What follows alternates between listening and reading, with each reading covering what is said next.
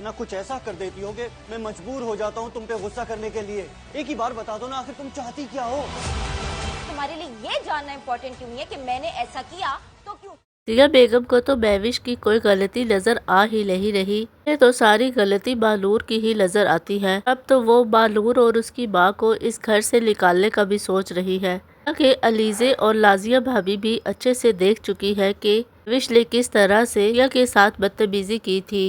वाक़े के बाद अब बालूर अपनी माँ को वहाँ काम करने से भी मना कर देगी कि वो मजीद अपनी माँ की बेइज्जती नहीं करवाना चाहती। जब ज़ैल को इस सारे मामले के बारे में बताएगी, ज़ैल को ये जानकर बहुत ज्यादा अफसोस होगा तो महविश की तरफ से खुद आकर बालूर और उसकी अम्मी से माफी मांगेगा। लेकिन इस बार बालूर भी अपना रवैया सख्त कर लेगी। ज़ैल से कहेगी कि आपके माफी मांगने से क्या होता है, कि गलती तो किसी और इंसान की है। नूर तो अब ये चाहती है कि महविश खुद आकर उसकी माँ से माफी मांगे, लेकिन महविश की अला को तो ये बात बिल्कुल भी गवारा नहीं कि वो किसी से माफी मांगे। वहाँ पर जब दानिश के डैड एक रोज यूनिवर्सिटी जाएंगे तो बालूर को वहाँ पर देखेंगे।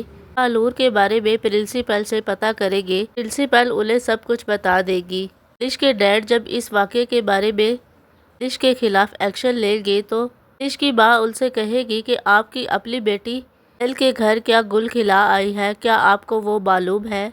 जल्द अब इस राज से भी पर्दा उठ जाएगा। महविश ही आसिया की दूसरी बेटी है। क्योंकि बालूर ने जो कलाम पढ़ा था, महविश के डैड तो उसी वक्त समझ गए थे ये आवाज तो आसिया की है। जल्द इन दोनों का आपस में सामना भी हो जाएगा। दूसरी तरफ ज़ैल की बर्दाश्त भी अब खत्म हो चुकी है और वो महविश की मजीद बदतमीजियों को बर्दाश्त नहीं करेगा। इसलिए वो महविश के पास खुद जाकर उसे कहेगा अगर नेक्स्ट टाइम उसने बालूर के खिलाफ कुछ भी वैसी बात की तो वो कभी भी बर्दाश्त नहीं करेगा।